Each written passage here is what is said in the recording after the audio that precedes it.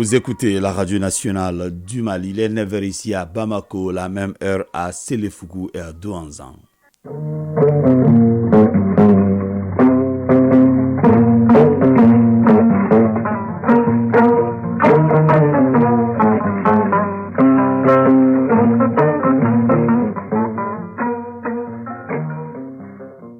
Le journal Fousseni Tunkara. Bienvenue dans cette édition, la première des Mali Actualités, les titres. La baisse significative de la production de la gomme en ces dernières années, bien sûr, due à la dégradation des ressources forestières, inquiète le ministère de l'Environnement, de l'Assainissement et du Développement durable. Pour y faire face, le département et ses partenaires ont initié un projet de reboisement. On en parlera au début de ce journal. Les activités du premier salon international des industries culturelles et créatives en Afrique de l'Ouest se poursuivent à Ségou. Hier, la journée a été marquée par une table ronde. Quel mécanisme de financement innovant pour l'émergence des industries culturelles et créatives en Afrique de l'Ouest était le thème débattu. Focus Santé parle aujourd'hui de la dengue, une maladie transmise par la piqûre du moustique Aedes. Actuellement, quelques cas sont enregistrés à l'hôpital du Point G. Pour la page sport, en fin de journal, elle sera décortiquée par Famourou Djourté. Nous sommes heureux de vous compter parmi nous. Bonjour et bienvenue dans ce journal. Le ministre de l'Environnement, de l'Assainissement et du Développement durable a donné hier le coup d'envoi du projet de reboisement de 1500 hectares de gommiers Acacia Sénégal à Kambila dans le cercle de Kati. L'initiative menée conjointement par la Sovimap et l'Agence nationale de la Grande Muraille Verte. Ce projet est une réponse à la baisse significative de la production de gomme ces dernières années due à la dégradation des ressources forestières. Agibou Koulibaly. Le projet de reboisement de l'Acacia Sénégal à Kambila est appuyé par le ministère en charge de l'environnement et porté par une équipe déterminée. C'est un modèle de réussite en matière de préservation de notre environnement. Il montre que lorsque le gouvernement, la communauté locale et les acteurs de la société s'unissent, des avancées significatives peuvent être réalisées. Mamadou Gueye, directeur général de la Sovimap. Il faut aller au reboisement. C'est pourquoi, en commun accord avec le département, on a réfléchi pour qu'on puisse mettre en place une étude. L'étude est finie, qui est déjà financée. Sanoussi Bouyassila, président de l'APECAM. Quand on voit la gomme arabique, d'abord on peut voir la régénération des sols, augmentation du revenu des paysans. Dans chaque endroit où ils vont faire vraiment ces plantations de ces 1500 hectares, ils vont faire des forages qui vont permettre aux populations locales de faire de la pisciculture, de faire de la culture maraîchère, et même jusqu'à aller construire des maternités pour ces populations locales. Ce projet promet de revitaliser les ressources naturelles tout en améliorant les conditions de vie des communautés locales. Mamadou Samake, ministre de l'Environnement, de l'Assainissement et du Développement durable. Ce type de projet montre que vraiment si on veut, on peut. M. Gueye est à saluer, c'est un opérateur économique vraiment pionnier dans le secteur de la gomme arabique. Et aujourd'hui qui est en train de tirer la filière vers le haut et qui montre qu'il y a du potentiel dans le secteur à forte valeur ajoutée et dont tout le monde peut profiter. Et en même temps, ces plantes ont une très grande valeur en termes de restauration des terres. Ce projet de restauration de la nature à travers la gomme arabique offre une lueur d'espoir dans la lutte contre la déforestation et le changement climatique dans les localités ciblées des régions de Koulikoro et Nioro. Il a une durée de 5 ans. La conférence internationale des manuscrits vient de prendre fin ici à Bamako. C'était autour du thème « Les manuscrits et leur rôle dans le renforcement des valeurs de paix, de la sécurité, de prévention, de l'identité, le développement de la recherche scientifique et de la créativité en Afrique ». L'Université africaine privée franco-arabe du Mali est l'initiatrice de cette conférence. Daouda Kone. En 2 jours de colloque, les participants venus de 11 pays ont eu droit à des exposés sur la conservation et la promotion des manuscrits. Ce rendez-vous du donner et du recevoir est une opportunité non seulement pour les étudiants, mais aussi pour les chercheurs pour approfondir leurs recherches sur les manuscrits. Professeur Moussa Sanogo, directeur de la conférence. On va essayer de proposer des bourses aux étudiants qui acceptent à travailler sur nos manuscrits. Adama Karambe, enseignant-chercheur. Généralement, il y a des gens qui pensent que quand on parle de manuscrits, c'est seulement le Coran et la science religieuse. Mais la science sociale se trouve là-dedans. Comment les conflits ont été résolus, les correspondances entre des États. Vraiment, il y a beaucoup de thématiques là-dedans. Troisième du genre, l'édition 2023 avait pour thème les manuscrits et leur rôle dans le renforcement des valeurs de paix, de la sécurité et de prévention de l'identité, le développement de la recherche scientifique et de la créativité en Afrique. Françoise Michel Ikapi, conférencière venue du Gabon. Quand on demande de prier, c'est déjà vouloir la paix.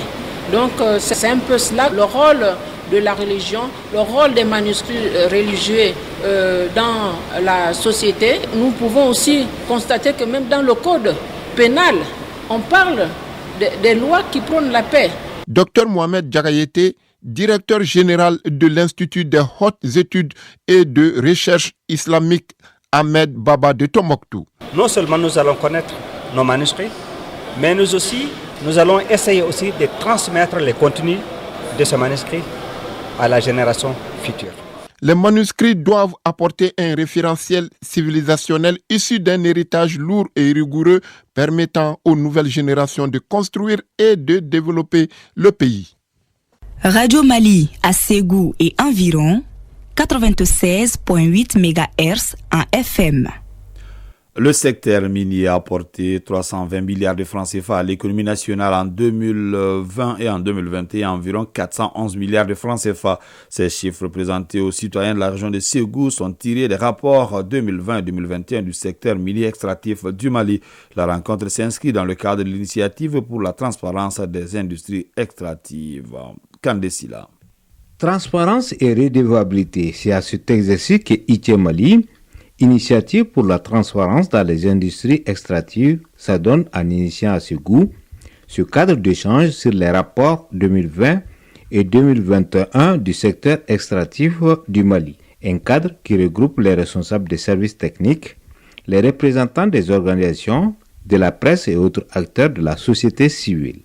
Nuhun Diakité, membre du comité de pilotage ITIE Mali. Le secteur minier a apporté 320 milliards de francs CFA au budget national du Mali 2020. En 2021, l'apport du secteur minier au budget national du Mali, c'est 411 milliards.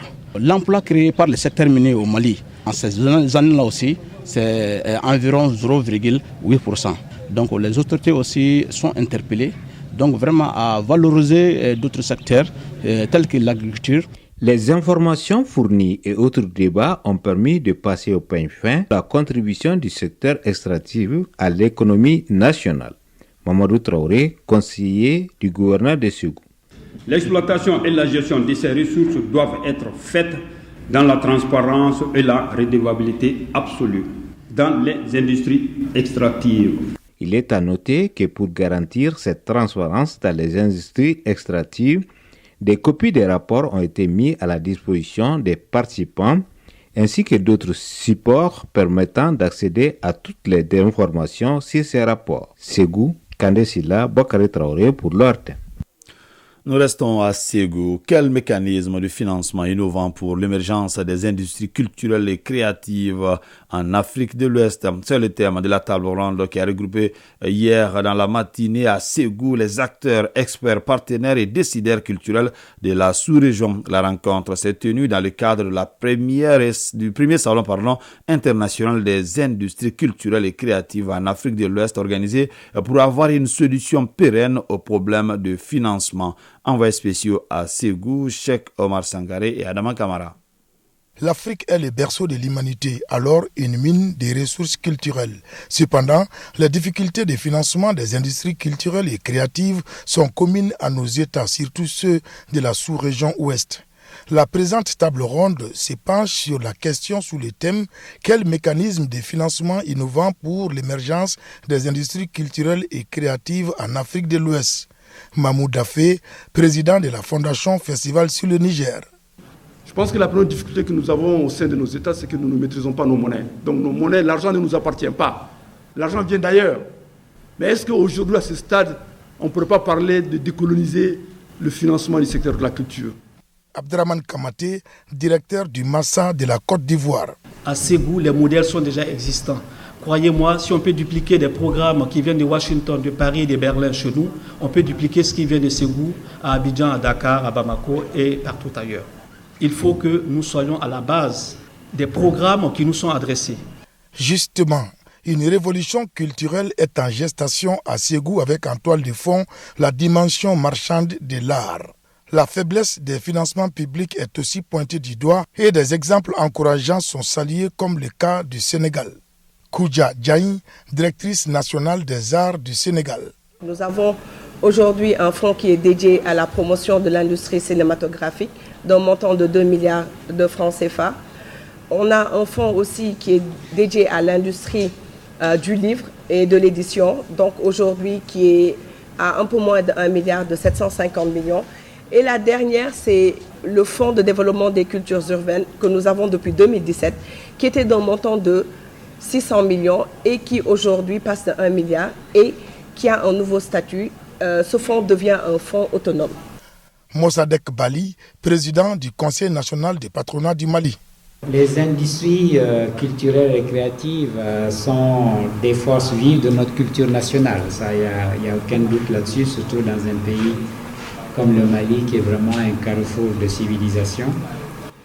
Les secteurs que représentent en effet le livre, le cinéma, la musique, l'audiovisuel, la presse, la radio, les arts visuels ou la mode et le design occupent aujourd'hui des milliers d'emplois et génèrent des milliards de francs CFA de chiffre d'affaires.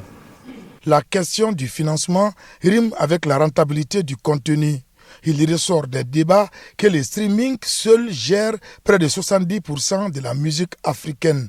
C'est pourquoi les participants proposent de miser sur le digital pour l'émergence de nos ICC. Ségou, Cheikh Oumar Sangaré, Adama Kamara pour l'ORTM. 9h passé de 12 minutes à présent, la page internationale. Le forum Paix et Sécurité s'est poursuivi hier, samedi 21 octobre, à Lomé, dans la capitale togolaise. Le panel sur les transitions politiques en Afrique est le principal thème de cette édition initiée par les Togo, avec notamment la participation de l'ONU, de l'UA et bien sûr des pays du Sahel. Les discussions étaient particulièrement animées.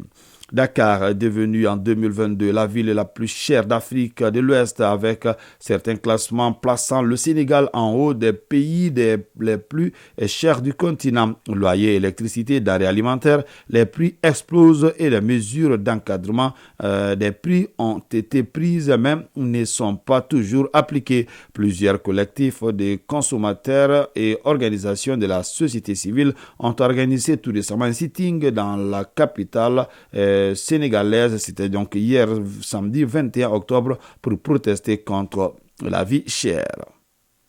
Au Maroc, la police vient de saisir plus de 1,3 tonnes de cocaïne à Casablanca. Une saisie record effectuée grâce à une alerte donnée par des propriétaires d'unités de distribution de poissons qui ont découvert des paquets suspects dans leur cargaison. La drogue était dissimulée dans les palettes de poissons congelés. C'est la police judiciaire à Casablanca qui enquête pour trouver les commanditaires et surtout comprendre comment la drogue a réussi à entrer dans le pays.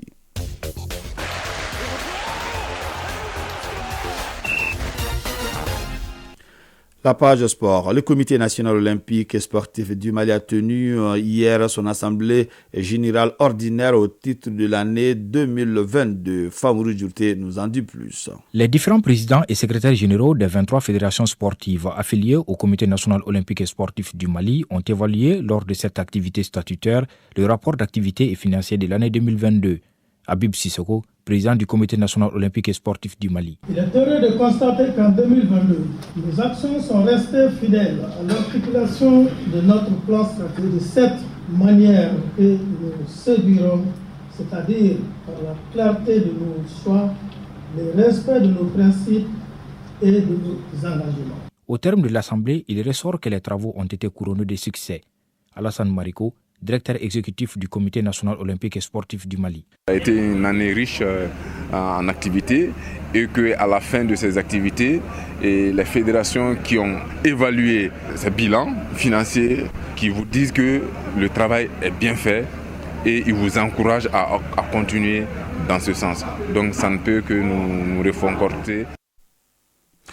À présent, le reste de l'actualité sportive. Coupe du monde de rugby France 2023. L'Afrique du Sud a renversé l'Angleterre à 2 minutes de la fin 16-15 et rejoint la Nouvelle-Zélande en finale. Les 2 derniers quarts de finale de la Ligue africaine de football se jouent ce dimanche.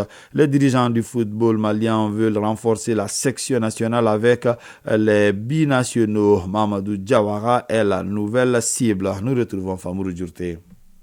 Les dirigeants du football malien continuent avec leur politique de renforcement de la sélection nationale avec des binationaux. Mahamadou Diawara est la nouvelle cible. Formé au Paris Saint-Germain, le défenseur lyonnais a fait ses premiers pas avec son club contre l'Orient 3-3 dimanche 8 octobre. D'après RMC Sport, la sélection malienne est rentrée en contact avec le joueur de 18 ans pour intégrer les Aigles. Pour le moment, le jeune défenseur lyonnais Mahamadou Diawara n'a pas encore donné sa réponse. Ligue africaine de football de la CAF. Les 2 derniers quarts de finale se jouent ce dimanche. Les affiches sont Tout-Puissant Mazembe de la RDC, Espérance de Tunis à 14h et Enimba du Nigeria, Wydad Athletic Club du Maroc à 18h. Ce samedi, Mamelodi Sundowns a réussi à s'imposer 2-0 sur la pelouse d'Atlético Petro de Luanda d'Angola au compte de la manche aller. Avec ce succès, les Sundowns se sont mis en très bonne posture pour se qualifier en demi-finale. Je rappelle que Simba de la Tanzanie et Al Ahly d'Égypte ont fait match nul 2 buts partout vendredi en levée des rideaux de la Ligue africaine de football de la CAF. Coupe du monde de rugby France 2023. L'Afrique du Sud s'impose de justesse 16-15 face à l'Angleterre en demi-finale. Ce samedi 21 octobre au Stade de France, André Pollard a inscrit la pénalité décisive qui a permis aux siens de passer devant à 5 minutes du terme. Grâce à ce succès renversant, les Sud-Africains s'ouvrent les portes d'une deuxième finale mondiale de rang.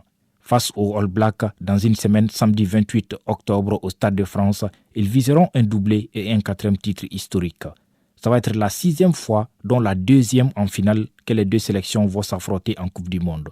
Une finale inédite, car l'Afrique du Sud et la Nouvelle-Zélande visent tous deux un 4e titre mondial. 1995, 2007 et 2019 pour les Sud-Africains et 1987, 2011 et 2015 pour les Néo-Zélandais. La première finale entre les 2 pays avait été remportée 15-12 par l'Afrique du Sud à domicile en 1995 sur un drop historique. Les 2 équipes se sont affrontées à 105 reprises, toutes compétitions confondues. Les Sud-Africains ont remporté 39 rencontres contre 62 pour les Néo-Zélandais et 4 matchs nuls. L'Afrique du Sud est actuellement première au classement mondial.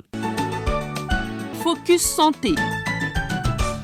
Focus Santé, on parle aujourd'hui de la dengue, une maladie transmise par la piqûre du moustique Aedes. Actuellement, quelques cas sont enregistrés à l'hôpital du Point G. Koumba Sissé. La fatigue, c'est surtout l'épuisement total. Il y a aussi les coups de poignard au niveau du thorax, sous forme de gastrite. Ce sont ces signes qui ont conduit M. Diarra à se faire consulter aux différents centres de santé de Bamako. Au début, il a reçu des traitements contre le palu et l'ulcère d'estomac, mais en vain. Avec les analyses poussées, M. Diarra a été plutôt déclaré personne atteinte de la dengue. Notre malade, en tant que médecin, a voulu s'exprimer sur sa maladie. Bourama Robert Diarra, patient. Je suis là dans le cadre de la prise en charge de la dengue. Au début, il suspectait un palu. La dengue est une maladie qui se transmet principalement par la piqûre du moustique Aedes ou moustique tigre. À la date du 15 octobre 2023, 4 cas de dengue et un suspect sont enregistrés à l'hôpital du Point G. Professeur Sungaloudaou, chef de service des maladies infectieuses et tropicales. Ce sont des moustiques qui sont rayés, des taches noires, des taches blanches. Ces moustiques ont la particularité de piquer le matin et le soir. Mais dans les endroits ombragés, ceux qui ont beaucoup de jardins dans leur cours, ces moustiques ont la capacité de piquer pendant toute la journée. Quand le moustique pique quelqu'un qui a la dengue, il va prélever le virus de la dengue sur cette personne. Le virus de la dengue va rentrer en développement sur le moustique, se préparer et venir se localiser au niveau des glandes salivaires du moustique. Lorsque ce même moustique pique une personne saine, il peut transmettre le virus à cette personne. Une fois la maladie déclarée, les signes apparaissent. Dans certains cas, il peut y avoir des complications. vous allez sentir des maux de tête, des douleurs au niveau des yeux. Vous allez sentir de la fièvre, douleurs au niveau des muscles, douleurs au niveau des articulations. Certains malades peuvent vomir. Et dans les cas les plus graves, quand les malades crachent, c'est du sang. Quand les malades pissent, c'est du sang. Quand les malades vont aux toilettes pour faire les selles, c'est du sang. Et ceci va évoluer à un état de choc et même la mort dans certains cas. Actuellement, il n'y a pas de traitement spécifique contre la dengue. Il y a ce que nous appelons les traitements symptomatiques. Il faut réhydrater les malades, il faut lutter contre la fièvre, il faut mettre du sang si les malades saignent, etc. Avec la prise en charge assurée sur place par les spécialistes, la santé de M. Diarra s'améliore. Et ça va beaucoup mieux. Depuis que j'ai reçu les premières gouttes de traitement, mon état ne fait que s'améliorer parce qu'il n'y a pas de complications. Pendant le traitement, certaines consignes doivent être respectées afin de protéger l'entourage de la personne infectée. Professeur Sungalo Daou. Il faut que les malades acceptent d'être dans un moustiquaire. Parce que pendant la phase de virémie de la maladie, qui dure environ 5 à 7 jours, les virus circulent dans le sang. Aux parents des malades, ce n'est pas une maladie contagieuse. On ne doit pas en avoir peur de ces malades. La maladie ne peut pas se transmettre par contact. Le moustique Aedes, vecteur de la dengue, une fois infecté, garde le virus jusqu'à la fin de sa vie, c'est-à-dire 1 mois selon le professeur Daou. Malheureusement, avant la fin de sa vie, le moustique Aedes transmet le même virus à sa progéniture, d'où la prolifération de cette espèce. La seule solution pour lutter contre la dengue est de se protéger contre la piqûre du moustique Aedes et garder son environnement sain. Focus santé. 9h passé de 22 minutes, c'est donc la fin de cette édition qui vous a été présentée par Fousseni Tunkara. Bintou Traoré a assuré la connexion technique. La mise en ligne a été assurée par Cheikh Abdul Aziz Koulibaly. Ousmane Dao a réalisé ce journal. Merci pour votre fidélité. Que le bon Dieu nous protège et bon dimanche à vous.